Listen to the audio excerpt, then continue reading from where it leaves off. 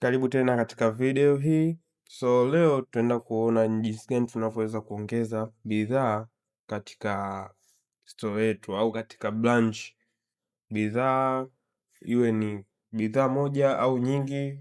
Leo nitakuonyesha yani jinsi gani unaweza kuongeza hizo bidhaa. So let's jump ahead, tuendelee. Tutakuja kwenye category, kwenye inventory management, upande wa sidebar, then tuta select categories and products.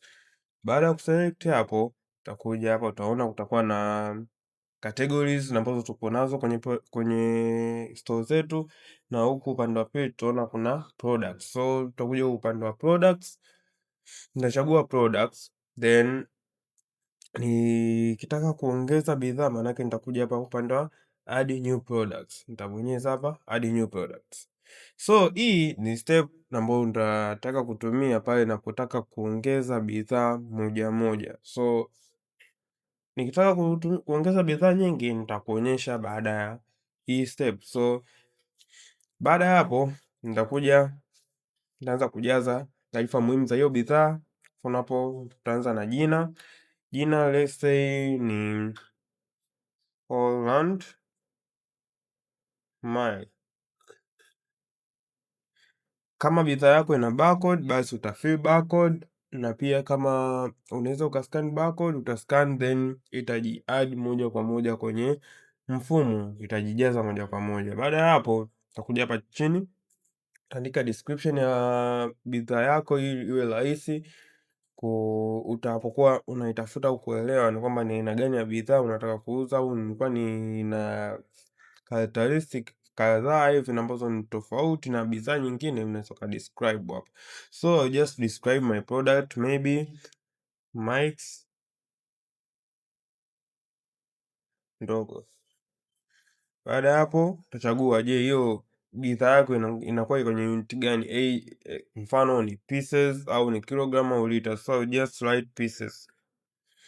Hapa kwenye minimum stock level hii ni kiasi gani au ni limit gani ambayo unataka bidhaa zako zikifika ikupe taarifa kwamba stock yako imepungua ili uweze kuongeza. So hii ni faida pale unapotaka kwamba bidhaa zako zinakaribia kuisha, inakuwa alert kwamba bana, bidhaa zako zinakaribia kuisha, ongeza bidhaa. So mimi nataka labda kwa mic zangu niwe na minimum stock level ya 15, kwamba zitakapopungua kufikia 15 ini alert, mfumo uweze kuniambia kwamba inatakiwa niongeze bidhaa zangu, kwamba bidhaa zangu zipo katika low stock ili niweze kuongeza. Baada ya hapo nitakuja hapa kwenye stock price. Sasa stock price nitakuja kwenye cost price. Hii cost price ni ile price au bei ya kununulia bidhaa yako, kwamba bei ulionunulia bidhaa yako. My cost price maybe I will write 200,000.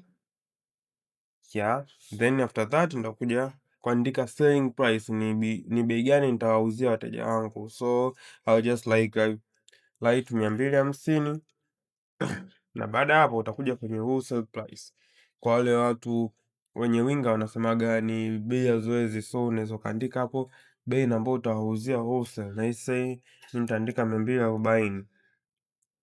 Kutoka hapo utakuja kuchagua branch au store ambayo unataka kusave hii product yako. Let's say mimi nauza kutokea Hanover, so I just choose Hanover. Nitachagua category pia ya bidhaa zangu. Unaona kuna category tofauti, so nitachagua category ambayo inafaa hiyo bidhaa yangu, mimi nitachagua hiyo. Kama bidhaa yako ni ya kuexpire, utakuja hapo utaweka expire date. Hii inasaidia pia kipindi kile bidhaa yako inapokaribia kuexpire au inapoexpire, mfumo unakupa taarifa kwamba bidhaa fulani imeexpire, so unatakiwa kuitoa kwenye store, au unatakiwa kabla haija expire, mfano siku kadhaa hivi kabla haija expire inakuwa alert, ili kama unafanya sale au unauza kwa haraka ili ziweze kutoka, usije ukapata hasara. Baada hapo unakuja kuchagua, kuna option ya images ambapo unaweza kuweka image kwamba labda bidhaa yako ina picha, so unaweza ukaweka picha ili iwe rahisi pia unapokuwa unatafuta bidhaa iweze kuwa rahisi kutafuta bidhaa yako, ili utakapoona picha tu unachagua kwamba ni bidhaa yako ambayo unataka kuuza. na kuendelea. So hiyo ndo jinsi ya ku add product. Ukishamaliza hapo kuweka details, utachagua hapa upande wa create product, na hapo utakuwa umeweza kutengeneza kuongeza bidhaa.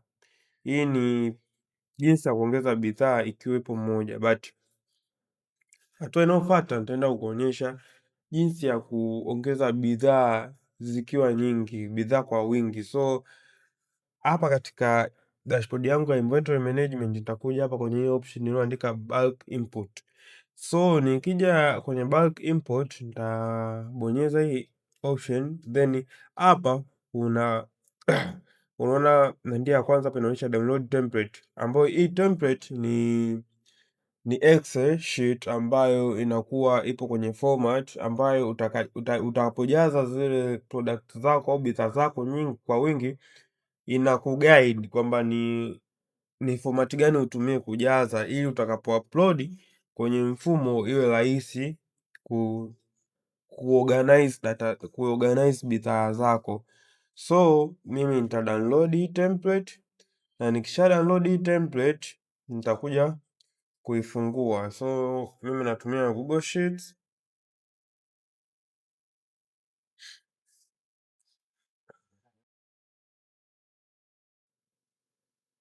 So yeah, hii ndo template ambayo nimedownload kutokea kule Microsoft ERP, na hizi ndo product ambazo nizo nazo. So nimejaza product.